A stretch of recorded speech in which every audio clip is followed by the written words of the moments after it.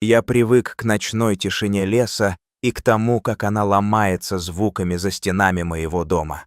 Лесник по имени Егор Матвеевич, которому пришили прозвище «Старый», потому что годы сходятся в строку на моем лице, уже давно знает, что ночь хранит истории, которые дневной свет не видит. И все же та ночь началась не как обычная. Лосий стучал копытами в дверь. Когда лесник открыл дверь, не смог сдержать слез. Я стоял у печи, где тепло не столько согревало, сколько держало на плаву мои давно устали руки. На пороге возникло нечто, что не должно было быть здесь. Стук, который звучал так, будто вместо дверной щеколды в нее стучалось нечто тяжелое и холодное. Я насторожился. В лесу часто стучали ветками, снегом и ветром, но здесь был другой ритм, будто копыта стучали по деревянной двери изнутри, ритм дикий и чужой. «Кто там?» — спросил я, хотя знал ответ и сам же боялся его произнести. В темноте передо мной мелькнуло нечто большое и живое, но слишком непривычное, чтобы быть человеком. Я сделал шаг назад и, не дожидаясь повторного стука, сел за печку, схватил ружье и прислушался к себе. Сердце стучало в такт с моими пальцами на холодной стальной рукояти. Не могу же я открыть дверь только потому, что за ней что-то невообразимое стучит. Когда-то 5 лет назад у меня был другой дом. В нем жила простая радость. Я спас лосенка, которого окрестил Мишкой, от браконьеров. Этот маленький трепетный зверек стал моим спутником. Мы учились друг у друга. Я учил его жить в этом суровом мире, а он учил меня верить, что в каждом живом существе есть шанс на продолжение. Шрам на шее Мишки стал нашим тайным знаком. Мы знали друг друга без слов. Мишка вырос и ушел в лес, как и положено. Взрослый лосенок становится частью большой оркестра природы и исчезает из твоей повседневной жизни так же вдруг, как появляется. Я вспомнил те часы, те запахи хвои и мокрой земли после дождя, когда он впервые подошел ко мне за снегом и молча принес мне доверие. Понял тогда, что моя миссия не закончилась поисками браконьеров и охотой на преступников, а тем, чтобы быть тем узким звеном, которое связывает человека и зверя в этом мире, где каждый живой организм может оказаться на грани исчезновения. И вот стук звучал снова. Но теперь в дверях стояло не прошлое, а настоящее, перевернутое наизнанку. На пороге оказался лосенок. Уже не малыш, а настоящая лосиха у него не было, но был знакомый, тяжелый силуэт, и в нем я почувствовал ту же тревогу, которая когда-то толкнула меня в путь спасения. Мишка вернулся. Нет, не он. Этот зверь был больше и сильнее, чем я мог представить. Но в глазах было то же доверие, которое когда-то видел в маленьких искрящихся глазах моего маленького друга. Я подошел ближе.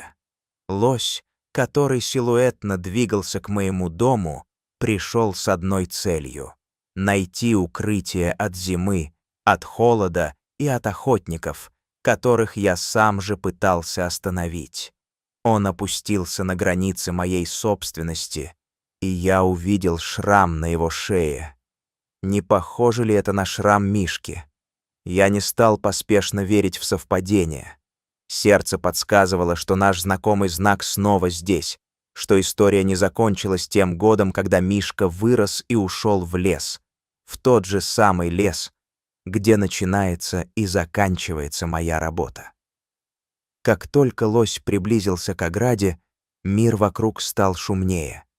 В районе появилась банда браконьеров, которая на этом краю леса думала, что звери — их добыча без чести.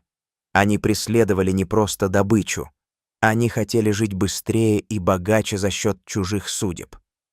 Я пытался сообщить об этом егерям, Но банда оказалась слишком быстрой, слишком скрытной, чтобы поддаться любому документу, который мог бы остановить их. Мы жили в мире, где тишина могла стать последним убежищем, и теперь эта тишина была разрушена. Но с моим звоном в сердце и с моим ружьем в руках я почувствовал, что могу снова защитить свое место.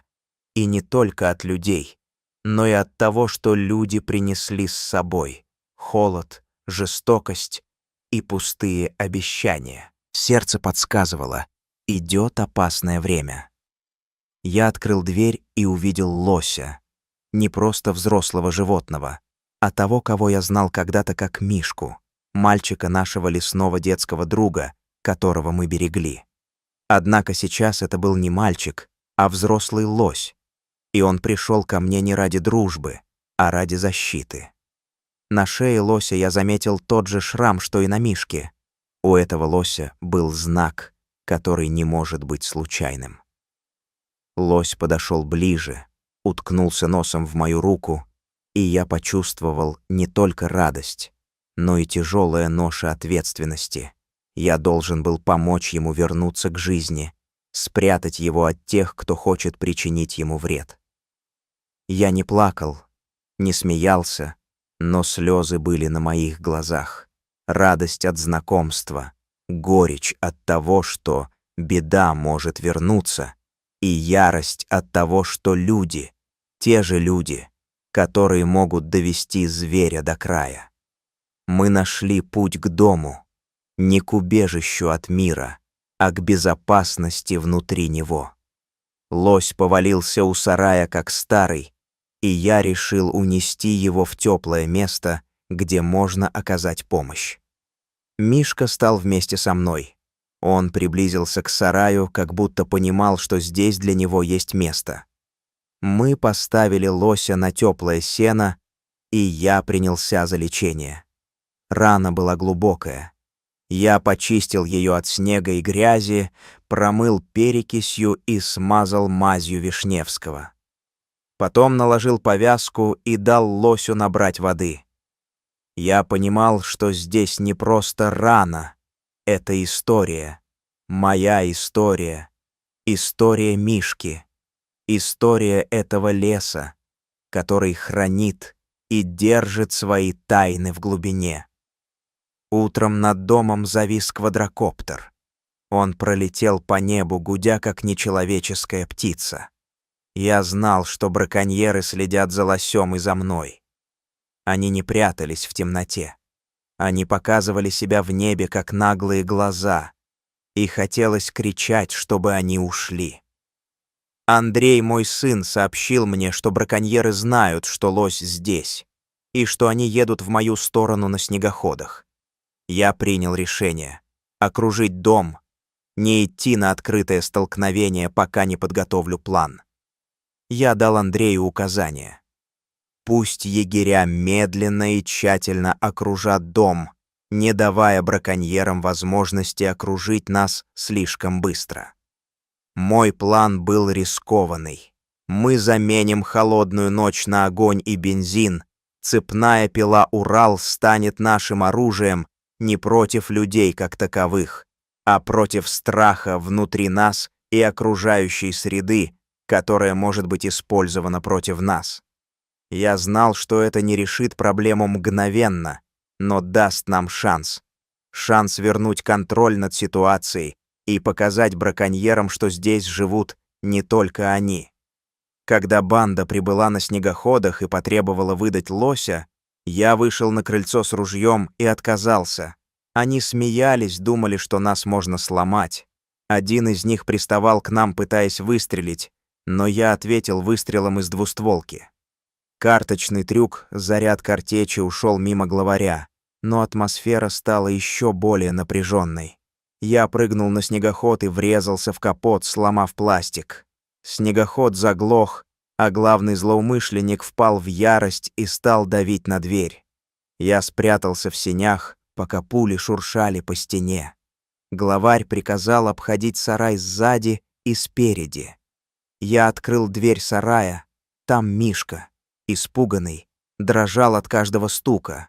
Я зажег пилу «Урал» и дал ей вой. Рев пил заполнил сарай. Запах бензина стоял в воздухе. Бандиты не ожидали такого. Они думали, что все закончено молчаливой сдачей. Но не тут-то было. Я включил сигнальный патрон, и сарай взорвался. Пламя охватило сарай. Главный злодей обжег глаза от пламени и от ярости. Мишку и Лося иногда прятал вглубь сарая, чтобы они не были поражены искрой. Но беда не кончилась. Мишка выскочил из-под пламени, исчезая в дыму и снегу. Лось, раненый и напуганный, прорвался сквозь дыру в стене и отбросил браконьеров, как тень. Главарь крикнул: «Колян, обойди справа!» и попытался стрелять. Но Егор отвлек Коляну внимание, чтобы он не нацелился на Лося. Еще до того, как мы успели окончательно драться, егеря пришли на помощь. Андрей, мой сын, держал снегоход и мигалку тревоги. Главарь понял, что ловушка открыта, его окружили. Он пытался уйти, но искры и огонь не давали ему уйти так просто. Снегоход Коляна взорвался, топливный шланг прорвался и вспыхнул. Он получил ожоги. Мы продолжали двигаться вперед, пока не прибыла настоящая полиция леса. Я искал Мишку, раненого лосенка, и нашел его во враге, возле кровавого следа. Я облегчил его страдания, принес воду, бинты, прикрыл рану. Мы нашли Мишку, и он позволил мне подойти к нему ближе. Позволил мне нажать к себе нос, почувствовать его тепло.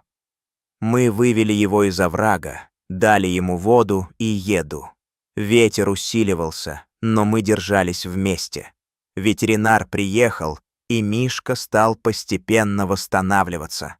Я заботился о нем, кормил хлебом, говорил с ним, говорил тем голосом, который может понять только зверь, и он вернул мне ответ своими глазами.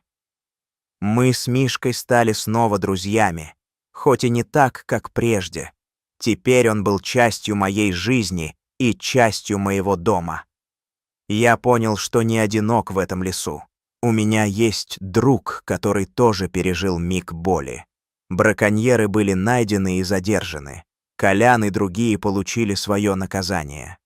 Взрывы и погони ушли в прошлое, но память оставалась.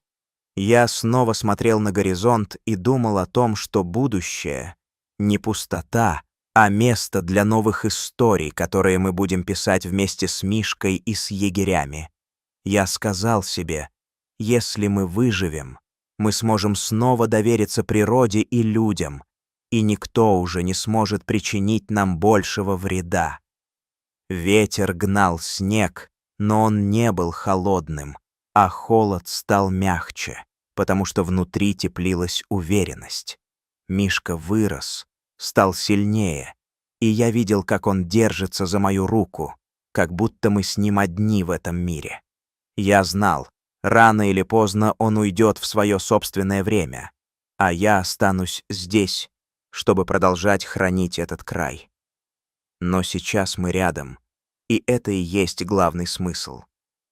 Мы шли по лесу, он и я, и за нами оставался наш след в снегу. Не драная дорожка людей, а след из лап и шагов, которые шептали «Мы вместе». Я думал о будущем. О том, что лось Мишка станет частью лесной истории, а я — ее хранителем. В моем сердце стало теплее. Не просто память, а обещание. Я буду беречь этот край так же, как когда-то спас лосенка. И если снова придут те, кто хочет разрушать, мы будем не одиноки. Рядом будет егеря и Мишка, и я — лесник, который верит в силу взаимопомощи и дружбы между человеком и зверем. К концу ночи снег лег на крышу, и звуки леса снова стали привычной симфонией. Я посмотрел на Мишку. Он смотрел на меня так же, как и 5 лет назад, Не словами, а взглядом, что говорит: «Спасибо за то, что ты есть». Я улыбнулся и понял. Эта история не о войне и не о победах над браконьерами, а о том, как одна маленькая дружба может стать большой надеждой для всего края. И если когда-нибудь снова постучит лось копытами в дверь нашего дома, я не буду испуган. Я буду ждать, как и всегда, потому что знаю, этот лес любит своих защитников и своих гостей, и что в нем живут не только звери, но и люди, готовые стать ближе друг к другу, чтобы сделать мир чуть надежнее,